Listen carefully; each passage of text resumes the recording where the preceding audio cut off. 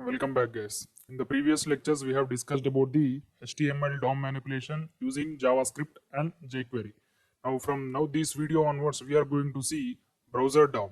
So here we know the full form DOM means document object model. So as of now, we have seen the only these DOM manipulations for only HTML content. So now we are going to find out the DOM functions for browser. So now from this video onwards, we are going to concentrate on the browser functions, means how to get the height of this browser, how to get the width of this screen, and how to get the browser name, how to get the file name of the what we are working. So like this function. So the first function we are going to work is window property. So for here I am creating a new file, window.html.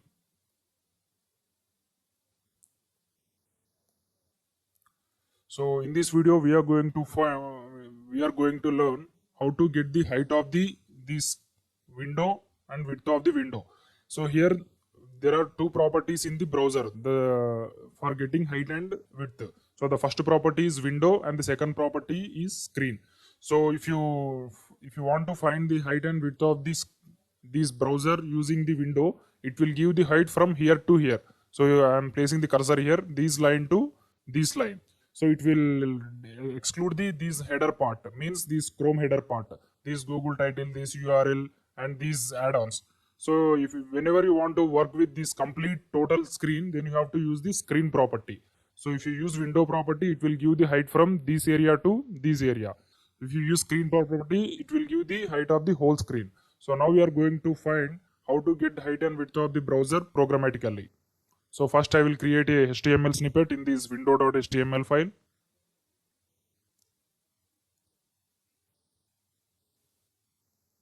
So here I am changing the title from document to window. So here we will find the both height and width. So that's why I will create two h1 tags. So in that h1 tags only we will assign the browser height and browser width. So for first h1 I will write the height is height of the window is. So here to access this h1 in our JavaScript, we have to use the id property. So here the id is height. So like the same way we have to copy this h1 and repeat it for width. So I'm replacing height property as width. So here also I'm changing the width of the window is. So here you can see the HTML part is completed. Now we will move into the JavaScript.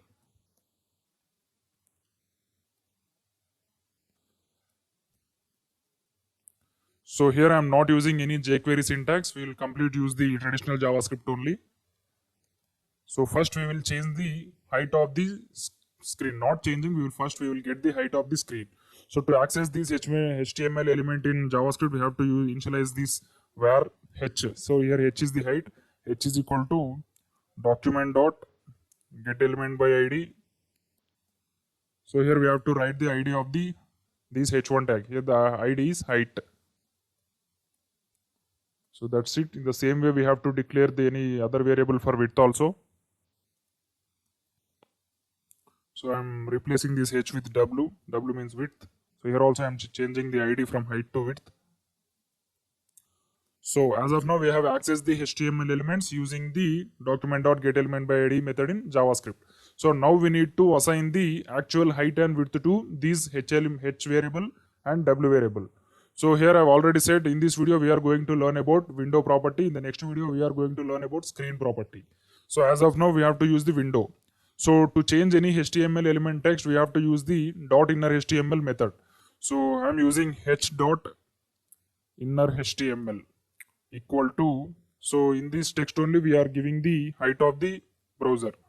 So the height of the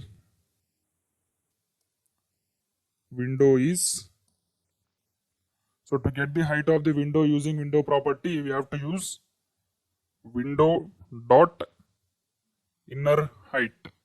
So remember it, whenever you want to get the height of the window we just need to use the window dot inner height. Here window is the object or property, whatever it may be. So here it is, the inner height is to get the height of the window. So like same way we have to get the width of the window. W dot inner HTML equal to the width of the window is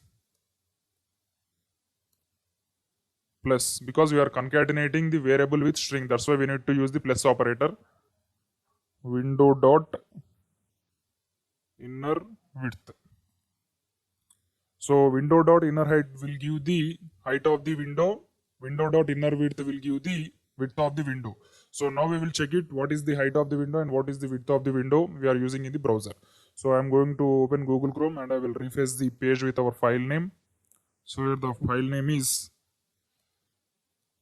window.html. So here I am pressing enter. So here you can see the output. The height of the window is 722 pixels. So in pixels units only we have to measure the height and width of the screens or windows and whatever it may be.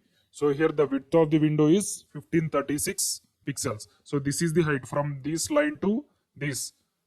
There are 722 pixels. So from here to here there are 1536 pixels. So like this way we can get the height of the window using the window property in JavaScript. So this is the first browser term we have learned. So now in the second video we are going to learn screen property. Means in the screen property we will get the height from this to this. We will also include this header part of the Chrome, means these window, these URL part and these add-on parts.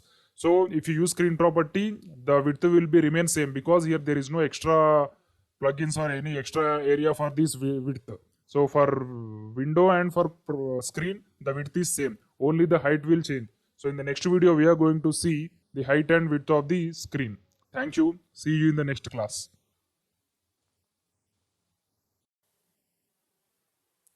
Welcome back, guys. In the previous lecture, we have learned about the window property, which is used to get the height of the window and width of the window in the browser. So now in this video, we are going to see the screen property. So in the last video only, I have said the differences between window and screen. So in this video, I will explain once again after completing the screen program. So here I will create a new program with file name screen.html. So here also I will do this simple HTML snippet. So I'm changing the title from document to screen. So I will copy the content from this file only. So because we have to change only the window and screen properties, the HTML content will be same. So here I'm copying this content and pasting it here. So now we need to access these both here in this, the script functions also I will copy.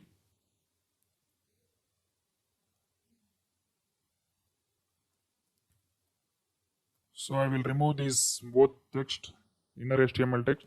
So now I will explain how this code works. So here we have added two h1 tags in the body. One is for showing the height of the screen. Here we have to change the titles from window to screen.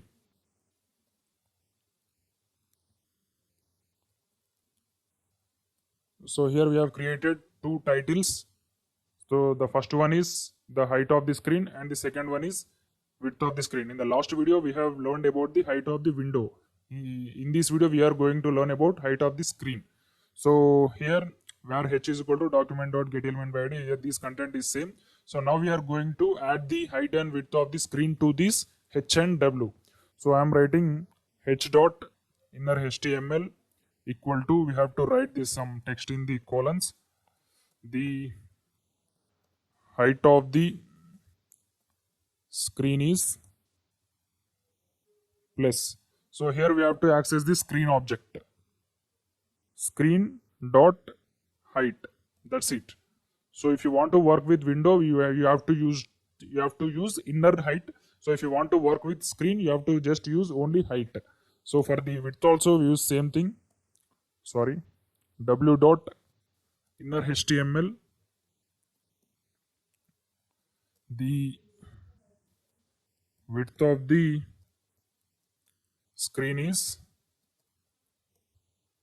same here, screen dot width, screen dot width. So here, like this way, we can add the height of the screen and width of the screen to these variables. So now I'm going to execute this file. So here you can see this is the last file what we have executed, means window property. So in the next window only, I will execute one more file. So e slash. So here I will change the file name screen dot html. So here if you can see, the height of the screen is 864. Height of the screen is 864. If you observe the last file, height of the window is 635. So this is the difference between height of the screen and height of the window. So I will explain how this difference works. So height of the window is calculated from here to here. Once again I'm showing the cursor, this part to this part.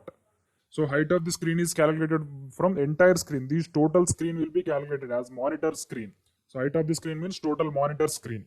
So height of the window means only the browser window what we are seeing. So this is the difference between height and width. So here I am refreshing the page here. So here you can see the height of the width is 722. So the width of the window is 1536. Here window width is not changed, because if you observe the window or screen, the width is same, because in the width we have not any external area, any extra area in the height and screen. So here the width is same, 1536, 1536. Only the height is changed. Here the height is 722. Window height is 722 and screen height is 864. So the extra height added in the screen is this part only. So up to here, the height is 722, and remaining this part will be added to the 722. So it will become 864. So this will work in the mobile view also. If I inspect the element, the mobile view will come. So if I refresh the page, the both height and width will be changed to mobile view. So here you can see for mobile view, the height and width is same, 635, 518. So here the width is decreased and height is also decreased for the mobile view. So like this way we can find the height of the screen, width of the screen using screen property. So in the last lecture we have discussed about this width of the window and height of the window, and we have also discussed about the differences between height and width. So whenever you want to add styling, sometimes we have to use these properties in the CSS. That's why I showed you the differences between height and width of the window and height and width of the screen. Thank you. In the next video, we are going to learn location property, browser location. Thank you.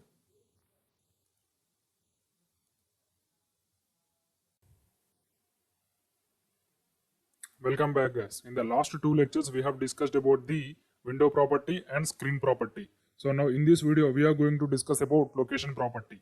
So location property deals completely with this URL part. So we are going to find the different functions using the location property about this URL. So now I will create a new file here using the location.html.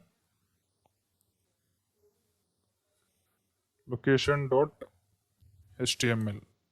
So I will do the formalities, HTML. So I'm changing the title from document to location. So first I will create a button.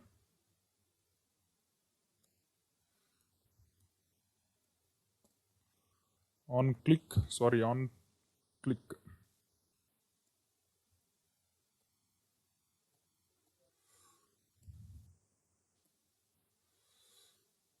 So here I will write a function with action. After clicking this button, a function with name action should execute. So here I will write click me. So in the JavaScript, I will open script tags. So first we will write this function definition. Function name is action. So now we are going to write the location syntaxes in this function. So first I will create a h1 tag. So in this only we are going to find some location related functions in this program. So here I will write the text as text only, id as text. So now I will access these h1 in function. So where text equal to document dot get element by id text. So now the first thing we are going to find with these location property is to get the URL of the program, means you to get the URL of the website. So as of now we are working in the local host only. So it will give the file path of the location. So first we will change the h1 text to file path. So I will write text dot inner HTML. So in this h1 text only, we have to display the file path of the our program. File path of our program means location of our program. So we just need to use the location or window dot location, whatever it can use. So first I will use the location. So here the location means the our web page location will be assigned to this text. This text means h1. So now I have saved this location program. So now I will open the Google Chrome and execute this file. So here I'm changing the file path from HTML to location dot HTML. So as of now, there is no any h1 tag. After clicking this button, this file path should be displayed here. Hence our program is correct. So I'm clicking this button. So here you can see the file path is first here the local disk is E, after that JS folder, after that projects, after that our file name location.html. So if you copy this file path and execute in another window also, the output is same. So here you can see the output is our file program. So like this way we can get the location of the file. So in real world scenario, it will give the location as here like this www.google.com. So as of now we do not have any domain. So that's why it will give the file path of the URL. So like this way we can get the file path using the location property. So now we are going to see how to shift from one file to another file using location property. So in HTML, we used to go one page to another page using the anchor tags. In the anchor tag href property, we have to use the file path name. So we can go to the other file using the JavaScript also using the location property. So now we will see after clicking this button, we should move to another file name. Means of course we have written many number of programs here. So in this program, we have to select one and we will move into that program. So after clicking this button, we have to go to that program. So we should go to the last program only. Last program we have did is screen property. So we have to go to that property, that program.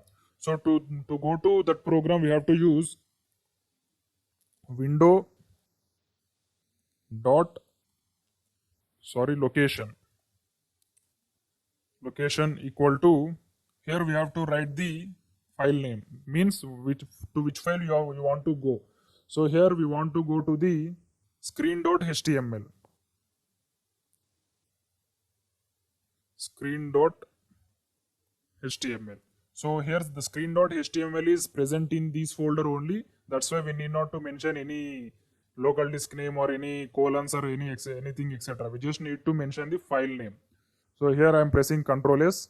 So after clicking this button, the browser should take us to this screen.html location.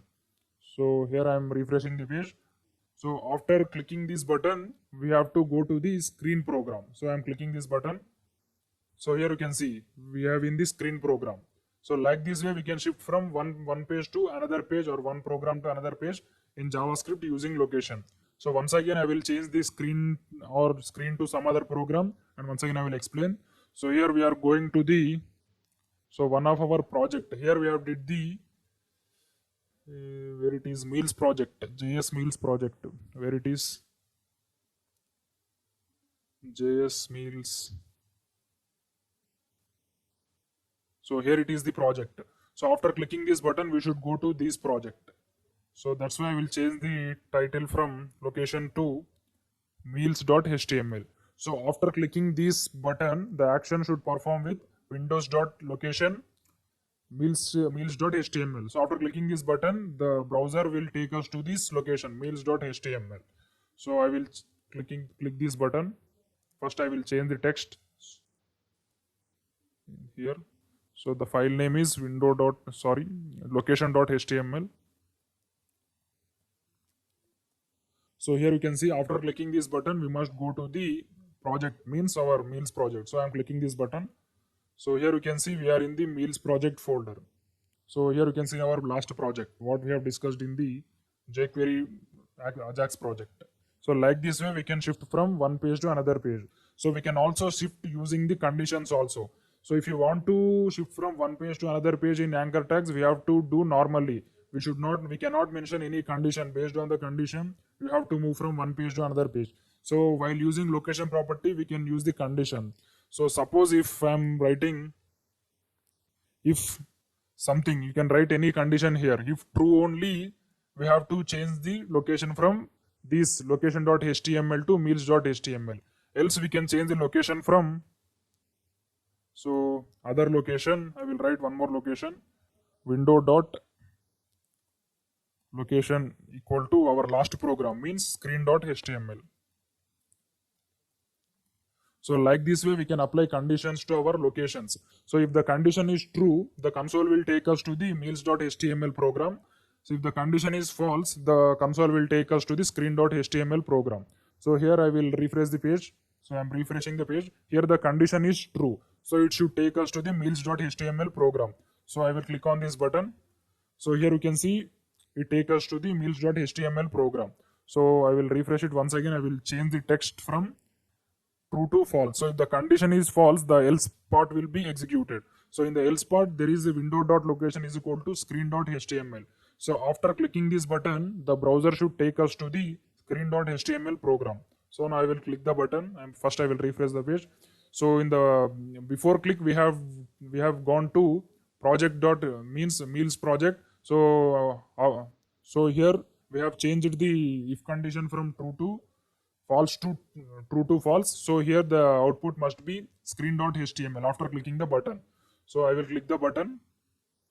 So here you can see we have in the screen.html program. So like this way, we can shift from or we can transfer from one page to another page using the location. So in HTML, we have to use the anchor tags. In JavaScript, we have to use the location property to shift from one page to another page. Thank you. See you in the next class.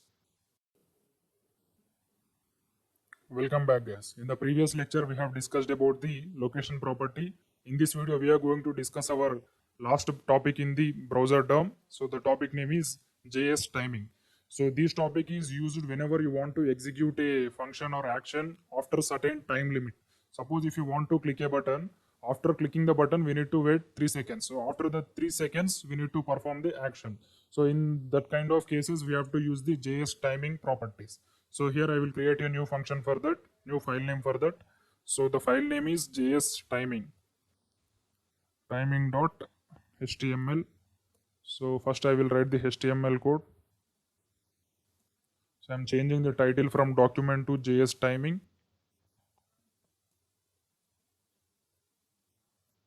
So here to perform a button click event, I will declare a button. So here I will write click me to get alert.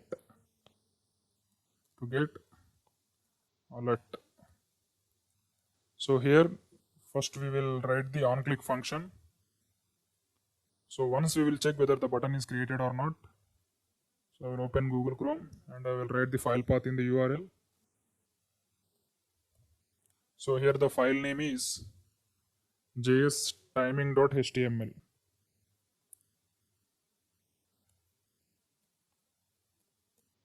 So here you can see the button is created successfully. So after clicking this button, we need to wait 3 seconds. After the 3 seconds only, the alert should pop up. This is our goal to implement in this program. So now I will write the program. So to write that kind of cases, we have a special function called set timeout. Set timeout in JavaScript. So it will take two parameters. The first parameter is what function you want to execute after certain time. So here I want to execute a function with name action only. So here the function name is action. So after how many seconds you want to execute this action function after clicking this button. So here I want to execute this action button after 3 seconds, means 3000. We have to write 3000 milliseconds. So now we will implement the logic of this action function in the JavaScript. So here I am writing the function action.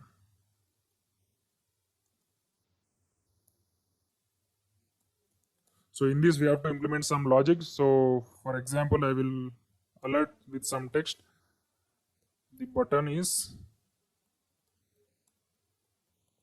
clicked.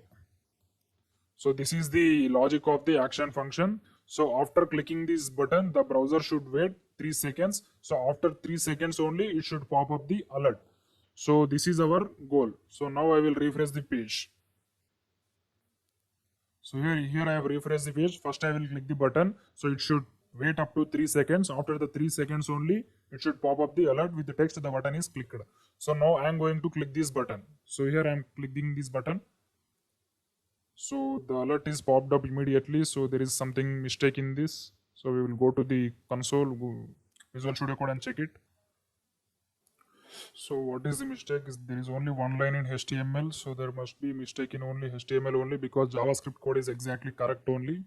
So button on click set timeout. So it will take the first parameter as function. So here we have done something mistake. So in set timeout method, the first parameter is anytime the function only. So that's why we need not to mention parentheses for this. So because it will take only function as a parameter in the set timeout method. So that's why we need not to mention parentheses in the set timeout method. Remember it. So whenever you want to use set timeout, we need to just mention the function name in the first parameter of the set timeout method. So we do not mention parentheses. If you mention parentheses, it will not execute as like our expectations. So now I will refresh the page. So here you can see the page is refreshed. So now I will click this button. It should wait 3 seconds and it should pop up the alert. So I am clicking this button. 1, 2, 3. So here you can see after 3 seconds the alert is popped up with the button is clicked message. So now I will change the timeout from 3 seconds to 5 seconds. So it should wait 5 seconds. So after clicking the button, the console should wait 5 seconds. After that only it should send the alert. So now I will refresh the page and I will click the button. 1, 2, 3, 4, 5. So here you can see after 5 seconds the alert is popped up. So you can write any number of seconds in this. So now we will change some H1 text. As of now we have only given the alert pop-up after clicking this button.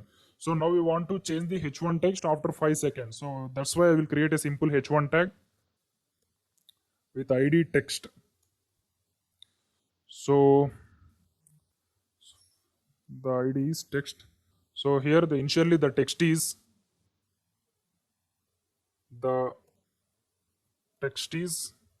not changed. It will change after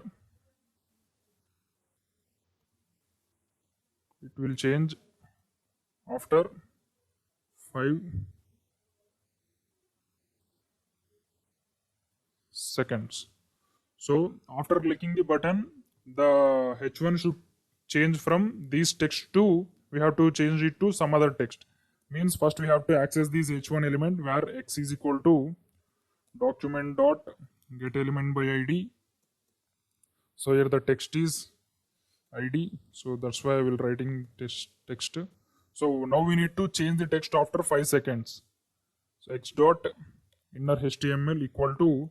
So now I will replace the text as the text is changed after 5 seconds. So this is our goal. So the first expected output must be the button with the name. Click here to get alert. So click here to change text. So click me to change H1 text. So after clicking the button, the change should not occur. After clicking the button, it should wait until 5 seconds. So after completing 5 seconds only, the text should change it from the text not changed. It will change after 5 seconds to the text is changed after 5 seconds.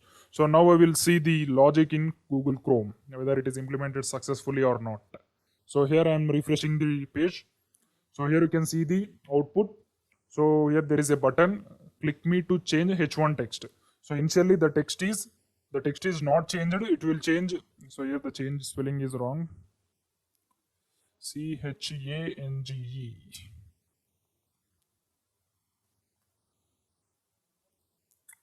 So here you can see the text is not changed, it will change after 5 seconds. So after clicking this button, it should wait 5 seconds. So after 5 seconds only, this text should change. So first I will click this button. 1, 2, 3, 4, 5. So here you can see the text is changed after 5 seconds. So like this way we can execute timeout functions in JavaScript. So in real world scenario or any larger complex projects, we have to use these JS timing functions. Thank you. See you in the next class.